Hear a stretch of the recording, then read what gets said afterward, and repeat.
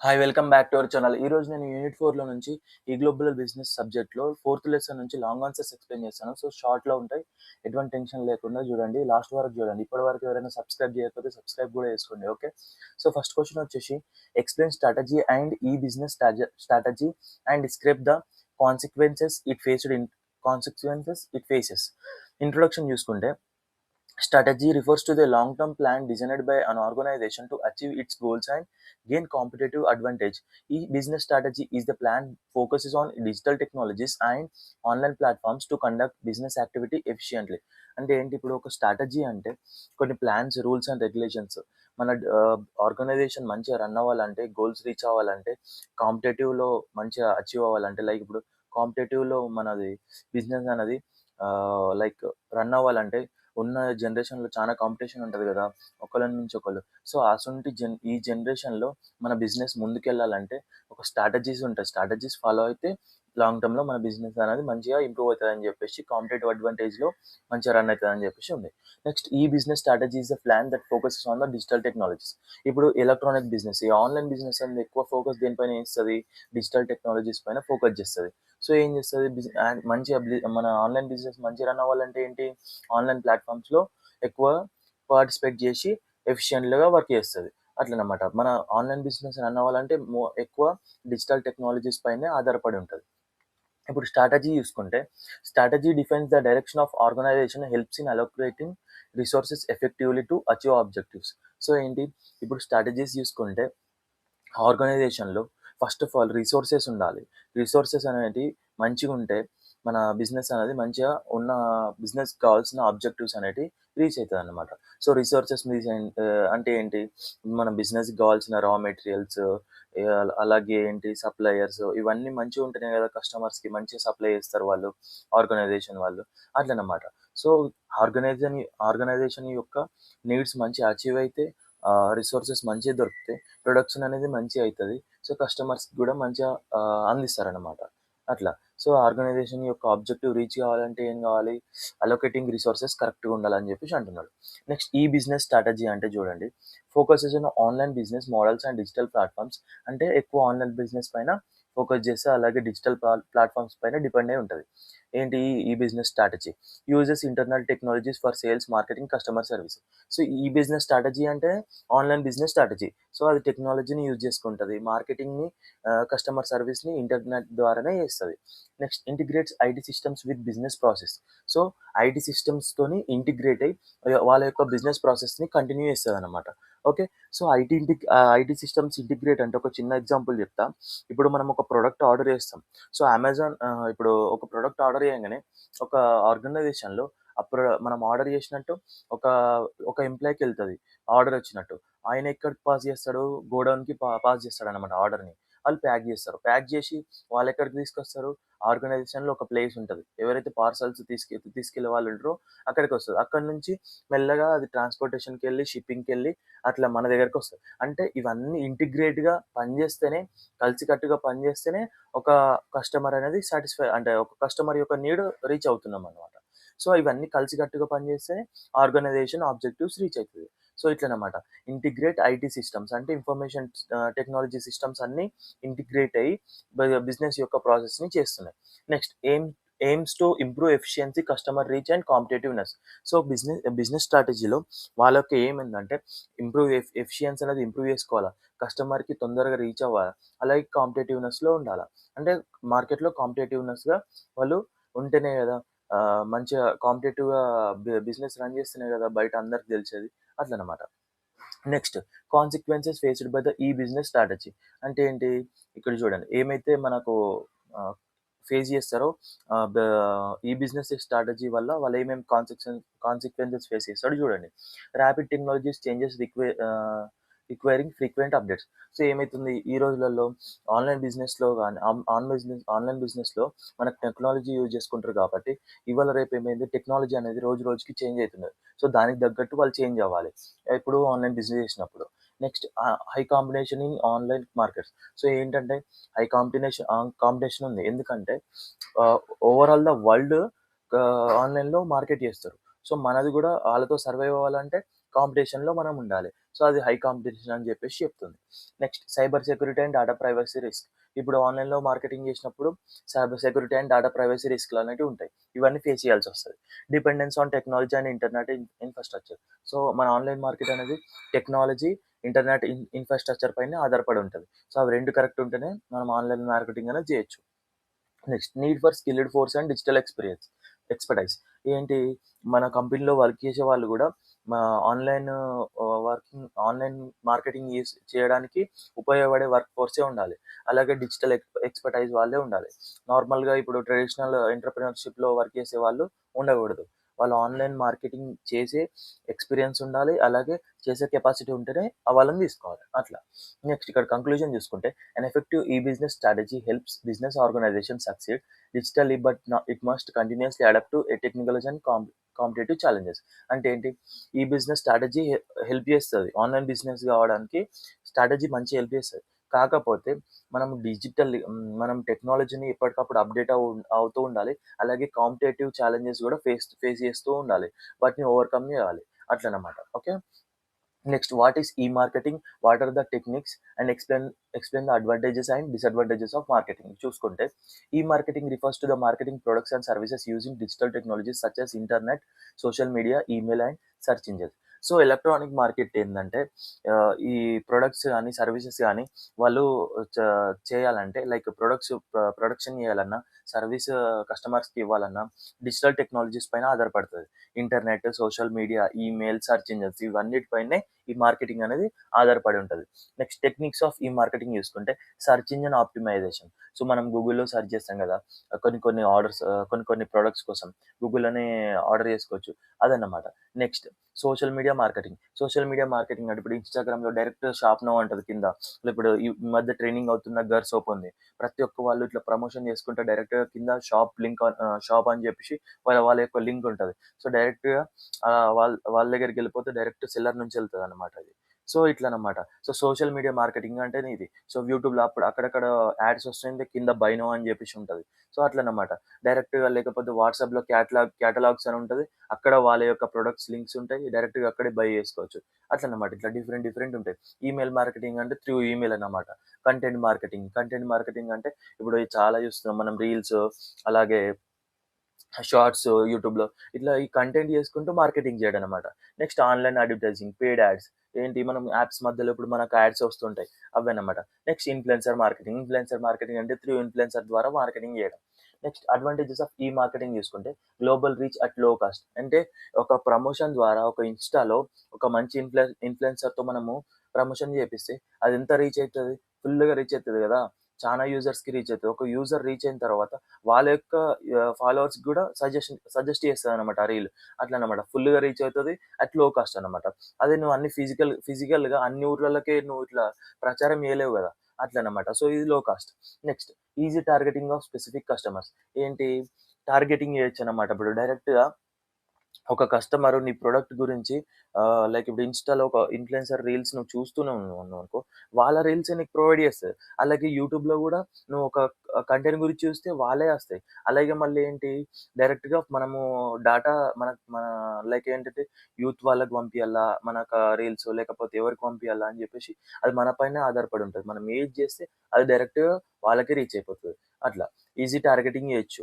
So, old age వాళ్ళకి old AG ఏవి రావాలో అవే మనము టార్గెట్ జేయడానికి మనకు అవకాశాలుంటాయి ఇంటర్నెట్ ద్వారా. Real time performance tracking.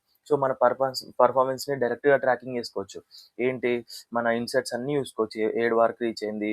మనం జూసుకుంటే ఇప్పుడు లైక్ యూట్యూబ్‌లో మన వ్యూస్ పర్ఫార్మెన్స్ జూసినామనుకో, అసలు ఇండియాలో జూస్తున్నారా? యూఎస్‌లో జూస్తున్నారా? ఎవరు జూస్తున్నారు? మొత్తం మన కంట్రీ వైస్ లిస్ట్ అలాగే మంత్లీ, డైలీ అలాగే జెండర్‌తో సహా అన్ని ట్రాకింగ్ ఉంటాయన్నమాట. సో, ఇట్లా పర్ఫార్మెన్స్‌ని ట్రాక్ చేసుకోవచ్చు మన ఇంటర్నెట్ ద్వారా. Better customer interaction and engagement. So, వాళ్ళు మనకు డైరెక్ట్‌గా కాంటాక్ట్ అయితారు.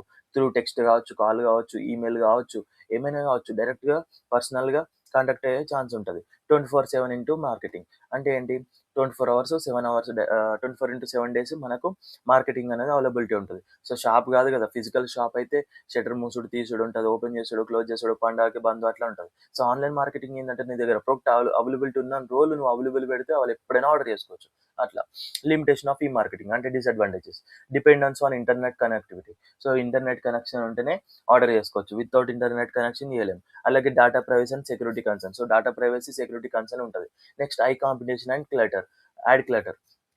సో, బయట ఇప్పుడు హై కాంపిటీషన్ ఉంది ఆన్‌లైన్ మార్కెట్‌లో. ఎందుకంటే చానా కంపెనీస్ గ్లోబల్ వైస్‌గా చానా కంపెనీస్ ఉంటాయి. సో, అది కూడా high competition and ad clutter. So, ads రావడం వల్ల కొందరు ఇష్టపడరు. Next lack of personal interaction. So, lack of personal interaction అంటే మనం దగ్గరకొచ్చి మాట్లాడి ఇప్పుడు మనం మాల్‌కెళ్ళామనుకో, డైరెక్ట్‌గా ఒక ప్రొడక్ట్‌ని చూసి, క్లాత్ క్వాలిటీని చూసి డైరెక్ట్‌గా వాళ్ళతోని మాట్లాడి బేరమాడి కొంటావు. కానీ ఆన్‌లైన్‌లో ఏంటంటే డైరెక్ట్ జస్ట్ నువ్వు ప్రొడక్ట్ గురించి అడగలుగుతావు గానీ, నువ్వు ప్రొడక్ట్‌ని టచ్ చేయడం, ఫీల్ అవ్వడం ఉండదు గదా! సో, వచ్చిన తర్వాతనే నువ్వు ప్రొడక్ట్‌ని చూస్తావు. జస్ట్ అది నువ్వు వర్చువల్‌గా చూస్తావు. ఫోన్‌లో చూస్తావు. అట్లనమాట. Need for technical knowledge. So, ఇప్పుడు ఆన్‌లైన్‌లో షాపింగ్ చేయాలన్నా టెక్నికల్ నాలెడ్జ్ ఉండాల. చదువుకోనోళ్ళకి చేయలేరు గదా! ఇప్పుడు మన లైక్ సీనియర్ సిటిజన్స్ మనకన్నా ముందు జనరేషన్ వాళ్ళు, ఇప్పుడు మన తాతయ్యలు అట్లాంటి వాళ్ళకి సరిగ్గా తెలవదు గదా! మన ఇంటర్నెట్ ఎట్లా యూజ్ చేయాలి? ఎట్లా షాపింగ్ చేయాలా? సో, అదొక ల్యాక్ అన్నమాట. అట్లా ఇంకోటి నీడ్ ఫర్ టెక్నికల్ నాలెడ్జ్ అన్నా గాని ఏంటి టెక్నికల్ నాలెడ్జ్ అవసరం అది గూడా. షాపింగ్ జేయడానికి. ఇట్లా.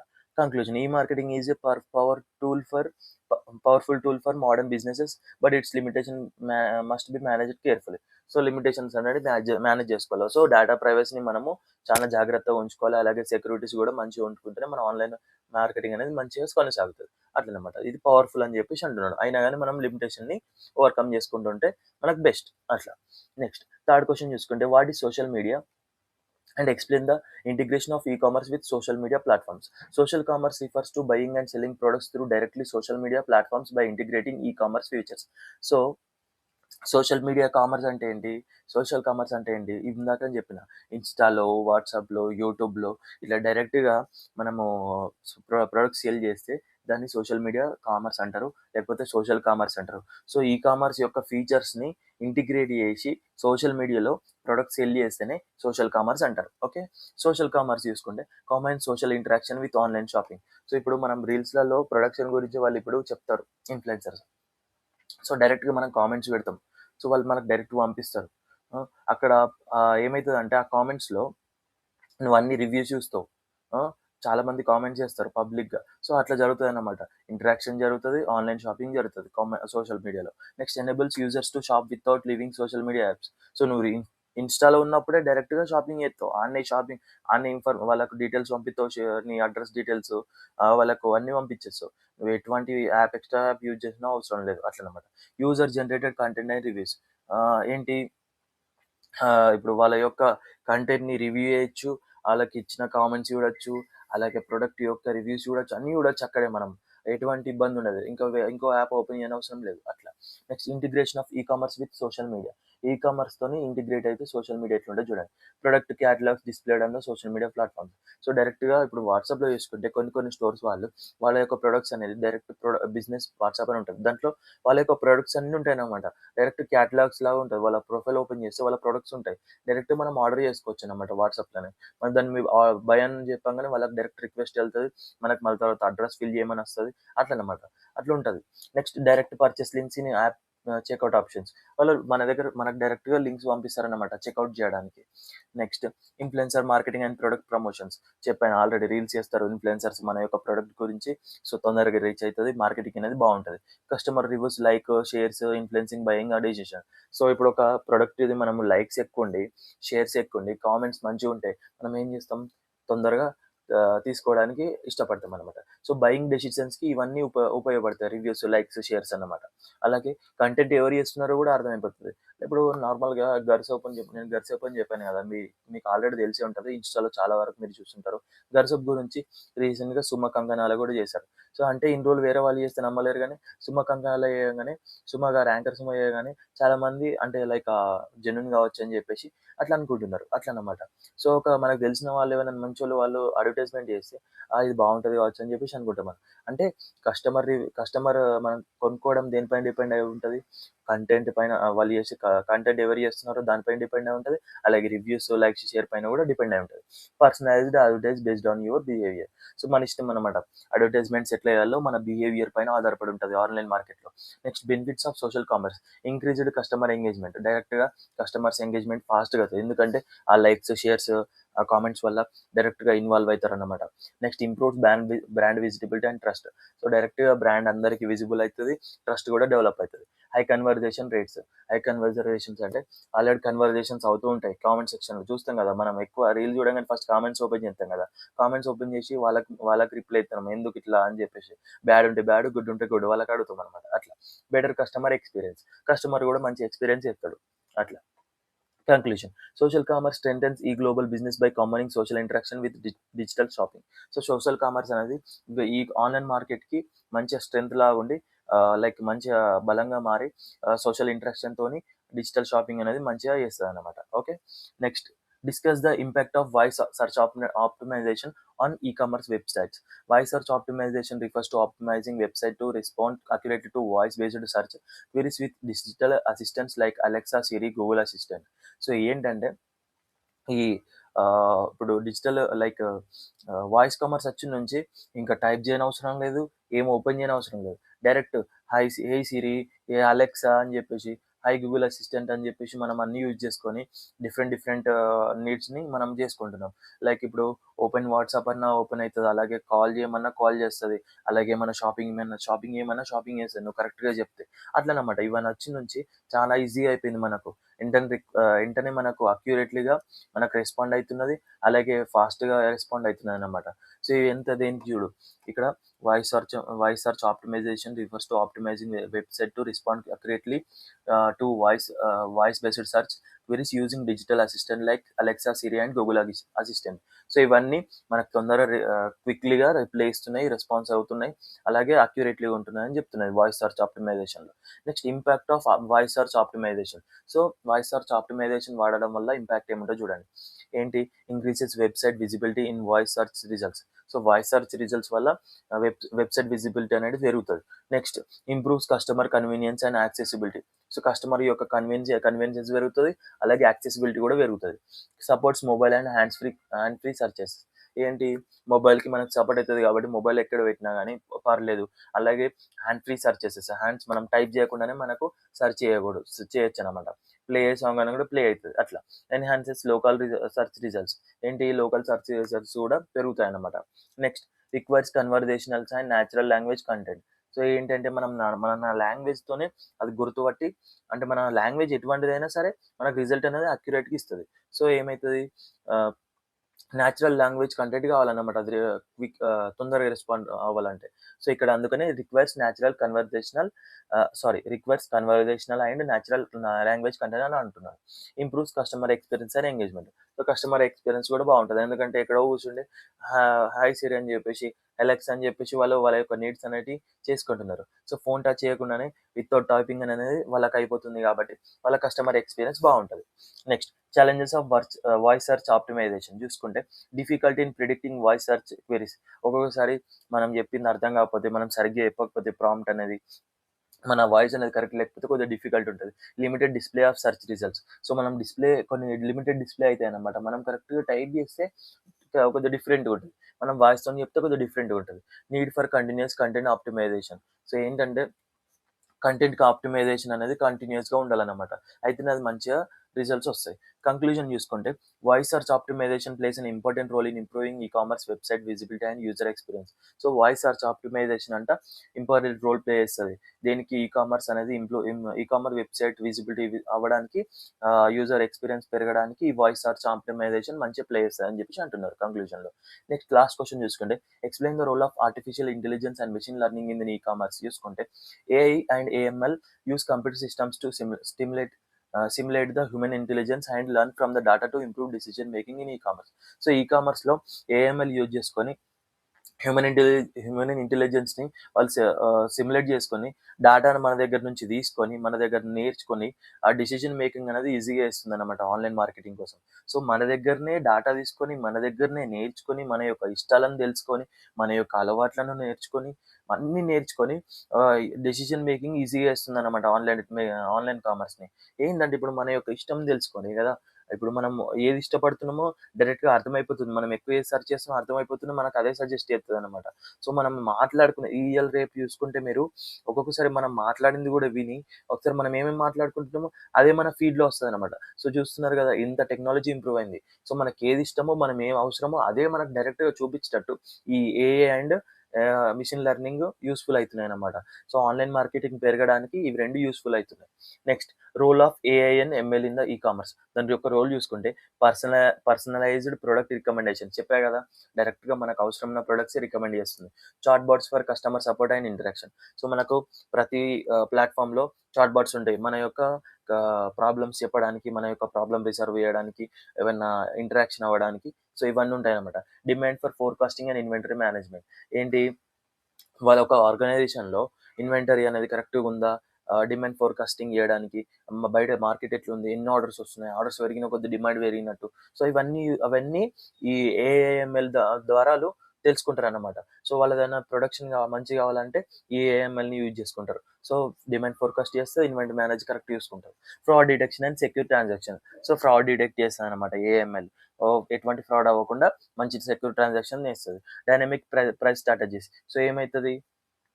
మార్కెట్‌ని బట్టి ప్రైస్ లో చేయాలా? ఇంక్రీజ్ చేయాలా? సో, డిమాండ్ పెరిగిన కొద్ది కొద్దిగా ప్రైస్ పెరుగుతదనమాట. ప్రొడక్ట్స్ ఎక్కువ మంది బై చేస్తున్నారంటే, అంటే తప్పకుండా బై చేస్తారు. వాళ్ళకి అత్యవసరం అని చెప్పేసి. కొద్దిగా ప్రైస్ పెంచుతారు. ఒకవేళ మన ప్రొడక్షన్ అనేది లైక్ మార్కెటింగ్ అనేది స్లో అయిందనుకో, డౌన్ అయిందనుకో, ఆఫర్స్ పెడతారు. 10% ఆఫ్, 20% ఆఫ్ అని చెప్పేసి. అట్లనమాట. డైనమిక్‌గా ప్రైజెస్‌ని చేంజ్ చేస్తారనమాట. ఈ ఏఐఎంఎల్‌ని యూజ్ చేసుకొని. Next customer behaviour analysis. Customer బిహేవియర్‌ని చూసి అనాలిసిస్ చేసుకొని దానికి తగ్గట్టు ఈ మార్కెటింగ్ అనేది చేస్తారు ఈ-కామర్స్‌లో. నెక్స్ట్ బెనిఫిట్స్ ఆఫ్ ఈ AI and ML in e-commerce. Improved customer experience already తెలుసు. Increase sales and revenue. So, sales పెరిగితే రెవెన్యూ పెరుగుతది. సేల్స్ పెరిగితేనే రెవెన్యూ పెరిగిపోతది. Better operational efficiency. So, operational అనేది మంచిగా చేసుకోవచ్చు. మంచిగా ఆన్‌లైన్ మార్కెటింగ్ ఎఫిషియన్సీ పెరుగుతదనమాట ఏఐఎంఎల్ ద్వారా. Next reduced business risk. కొద్దిగా రెడ్యూస్ అయితాయి. ఎందుకంటే ఆల్రెడీ అది అన్ని డిమాండ్ ఫోర్‌కాస్ట్ చేస్తది. కస్టమర్ సపోర్ట్‌ని ఇంక్రీజ్ చేస్తది. అలా ఫ్రాడ్ డిటెక్షన్ చేస్తది. డైనమిక్ ప్రైస్ స్ట్రాటజీస్ చేస్తది పైన చూసుకుంటే. ఇవన్నీ చేస్తున్నది కాబట్టి బిజినెస్ రిస్క్ తగ్గుతది. అట్లన్నమాట. కంక్లూజన్ చూసుకుంటే AI and ML enhances e-commerce efficiency, personalisation and competitiveness in global business. So, ఇవన్నీ మంచిగా ఇంక్రీజ్ చేస్తది. మన మార్కెట్‌ని మంచిగా చేస్తది. పర్సనలైజేషన్ చేస్తది. కాంపిటేటివ్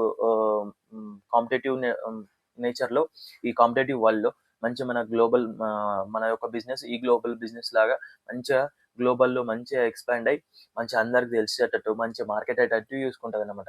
ఈ ఏఐఎంఎల్ ద్వారానే అన్నీ మంచిగా ఏమంటారు అన్ని ఏ ప్రాబ్లమ్ రాకుండా బిజినెస్ మంచిగా నడిచేటట్టు జరుగుతుందనమాట. అట్లా.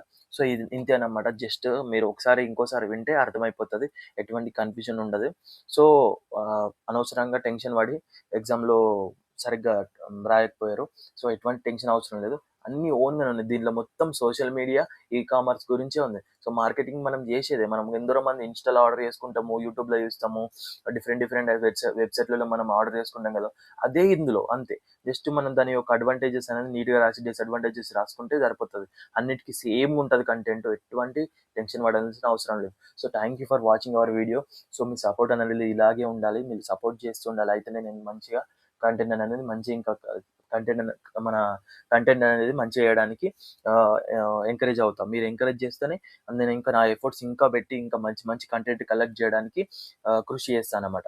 ఓకేనా? ఎవరైనా సబ్స్క్రైబ్ చేయకపోతే సబ్స్క్రైబ్ చేసుకోండి. ఊరికే చూడడం కాదు. ఓకేనా? మీరెంత సపోర్ట్ చేస్తే అంత మంచిగా చేస్తానన్నమాట. ఓకేనా? Thank you for watching video.